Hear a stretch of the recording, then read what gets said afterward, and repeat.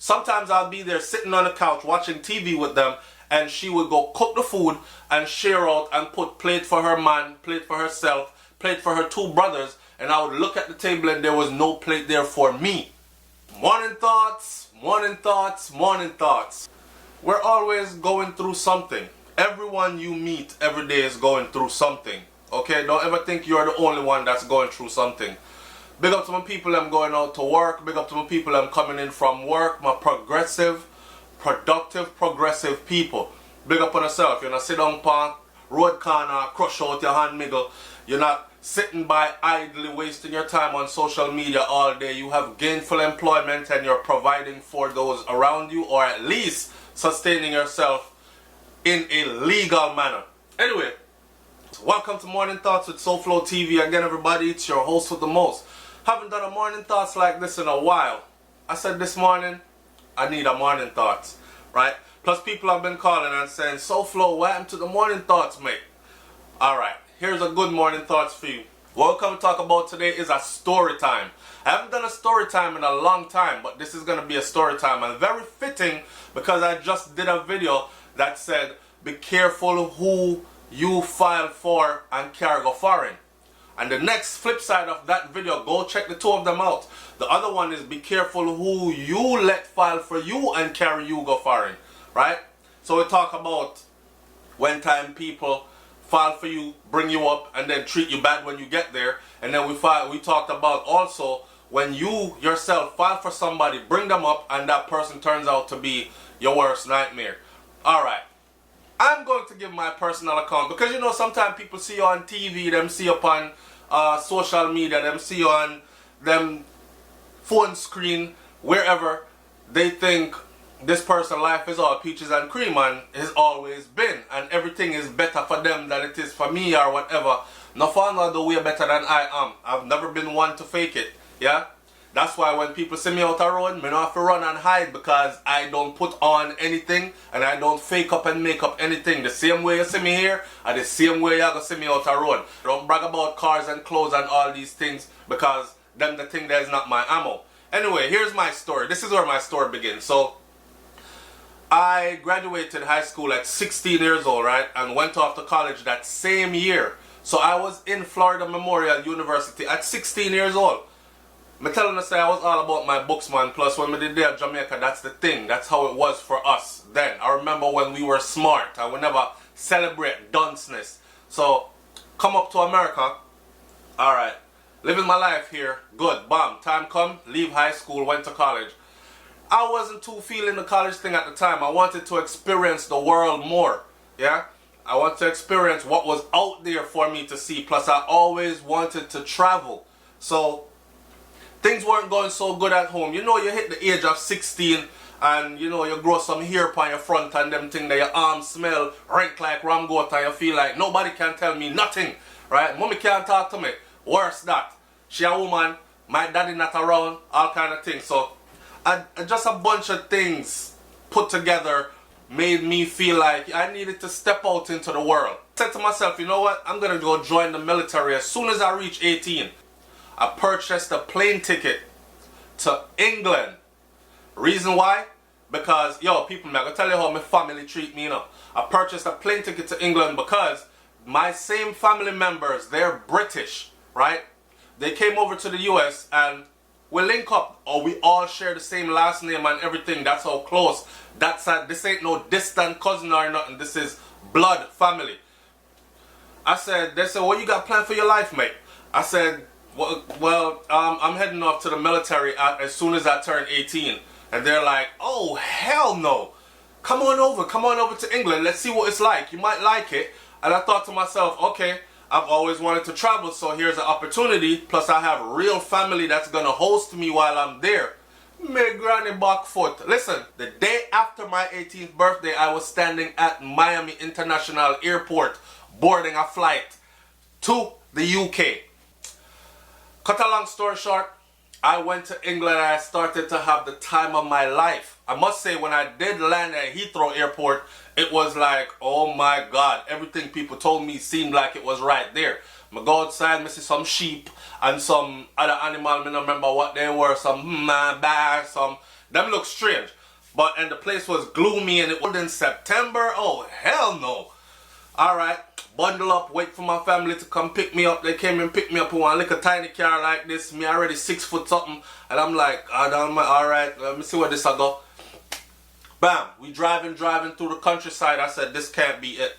I would rather be in the States because this looked like somewhere down at the back part of Clarendon, Jamaica, and it don't look like England that's in my mind England. I'm looking to see like the Thames River, I'm looking to see the London Bridge, I'm looking to see like the castle where the Queen live and all this stuff. Me not see none of that. Alright, got into London now, and I start to see like Jamaican flag and Jamaican restaurant and all these kind of things. Spirits start to lift up, yeah? Got to my family house, everything was good.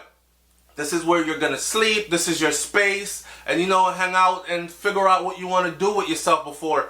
I said, alright, cool. Me a young youth, me I go see what I want to do with myself, wherever. I get up and start walk down the street. First I would go places with only my cousins. I wouldn't go outside by myself, right?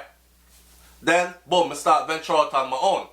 Need I tell you that by the second week I was there, at the end of the first week I started getting attitude. Remember, I know, every day them get up and make tea for you. Them have tea breaks. Them drink tea about 4 or 5 times a day. So, tea, they're making tea for you. It's no problem. They're making custard and cake and everything for you. It's no problem. You know, them bring back your fish and chips when them go get for them. It's no problem. They're basically, and alright, that was good. By the end of that first week, I started seeing bad face.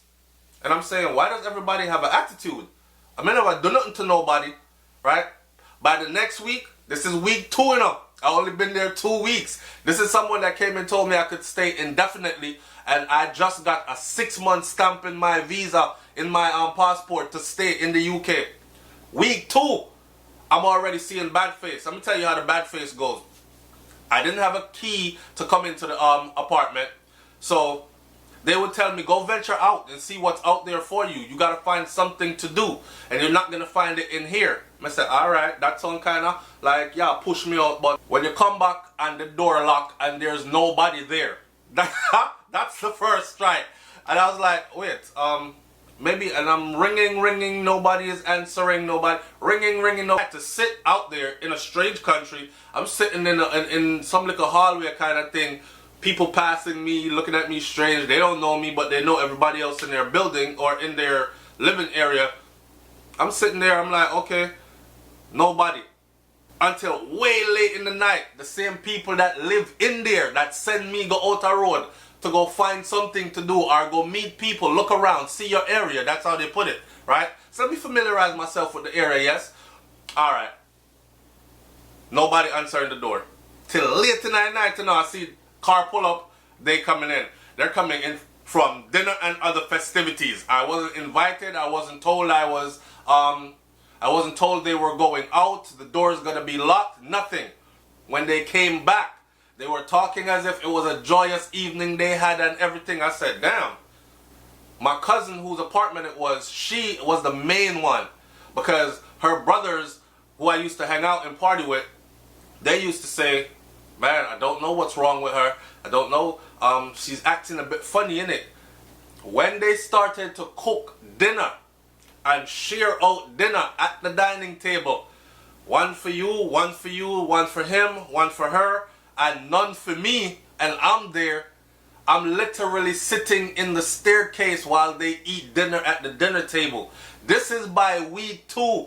I said, oh, hell no, not this kind of treatment. Let me tell you how life is funny.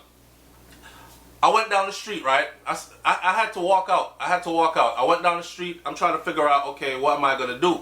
And at that time, I had actually entered the UK with a one-way plane ticket. Don't ask me how I do it because they don't do that again, right? I had a student visa and the lady and 200 and something US dollars in my pocket, which at the time was barely 100 and something pounds. So the lady was like, how long you're here to stay for? I said, probably about 2 weeks. And she said, it's 150 pounds gonna last you for 2 weeks. And I said, no, I've sent most of my money forward already and I have family here that I'm gonna be staying with. We share the same last name and everything. But just start talking to her and didn't know what I was doing. I was actually helping myself. So boom, them let me in, stopped me 6 months. She saw my student ID. I said, I gotta get back for school anyways. She saw my student ID, Florida Memorial University. Bam, stopped me 6 months to stay. I used up every bit of that 6 months and more. I used up a year of that and another year. When I came back to the US, they said to me at the airport, you were 1 day shy of being sent on a plane from here to your birthland, which is Jamaica, because the US would not accept you back. I didn't have citizenship then for the US, right? But remember, I know a family member come let me stay with them, and the same family member basically put me out. Because me walking the streets, they started doing this more often, like going out, locking their doors, wouldn't tell me, and they would wait for me to leave first. Then they would get dressed and go out, and they'll lock the door. So that's why I'm gonna say I can't have no, I don't have no Trini enemy or nothing, because it was a Trini youth. I saw a shop, a sign in a barbershop, Albie's Barbershop, Albie's Unisex Beauty Salon in Southwest London, right there in in Wandsworth. Went in there and I told them, yo, I'm a barber from the US. I could cut hair. Lie me a lie, no, I couldn't cut no hair. But I used to mess around with the clippers and my brother's hair when I was here in the States. So the man said, all right, go in the back room. He's going to give me a client. I frigged up that client's haircut. And then he was like, oh my God, all right, but you didn't do it so bad that I can't fix it. So I carried the man up front, fixed the man hair up, and him said to me, young youth, I see that you trying, and I see that you probably in some situations. How'd you get here? Right off of the back, the man just read me. And he, right, boom. He told me of a lady that had a little room for rent. The little old woman who ride me off on all them things that too, but that's another story for another. First little place I got was about this wide, and that's about it. And it had one big window that I would open up, and I would sit on my window and enjoy the little sunshine, and there was a little garden out there, and that's how I met my first English girl. She was across from my window. You won't come out with a tea, mate? I saw them draw you in with tea. But anyway, me and him and his other cousin from Trinidad ended up renting out this whole 2-story house in London, on Streatham Hill, close to Brixton, right?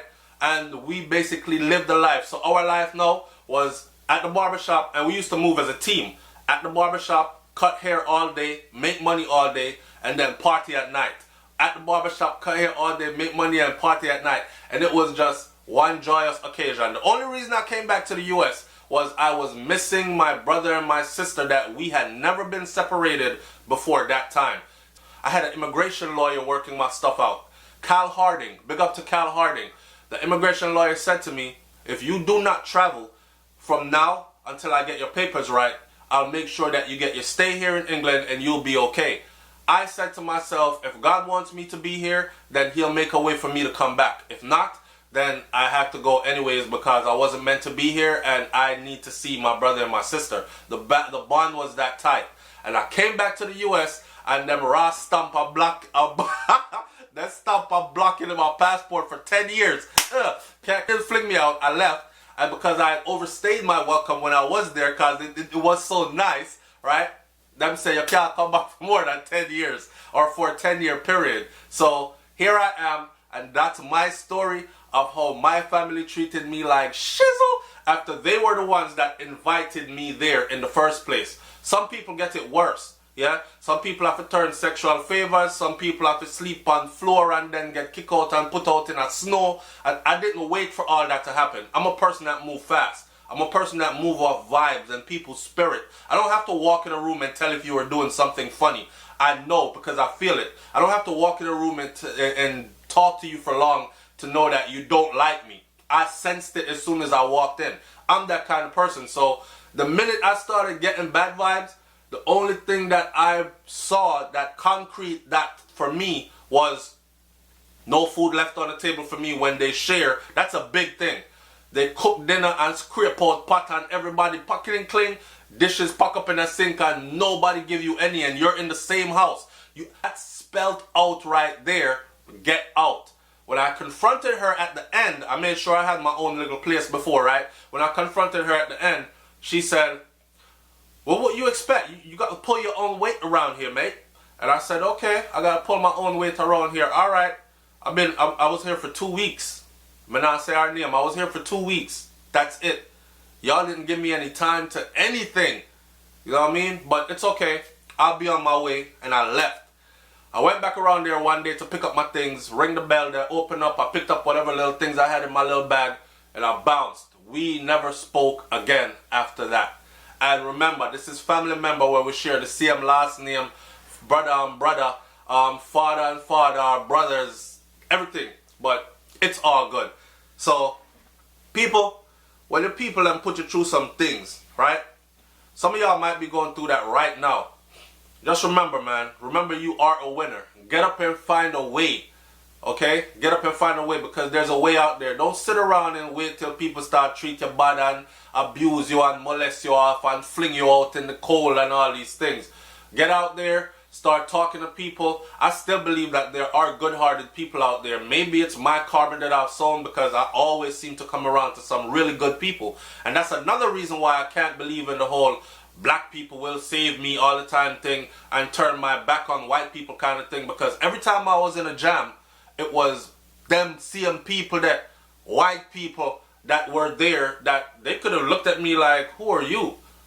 They were like, oh mate, this what you going through? Okay, this what you need to do, come over here with us and all that other stuff. So there are good people out there. Good people from all races are out there, and there are bad people out there from all walks of life as well, including some of them in our own family that will abuse us to death. Yeah? So, I end this one by saying what? Make sure you take care of yourself, man.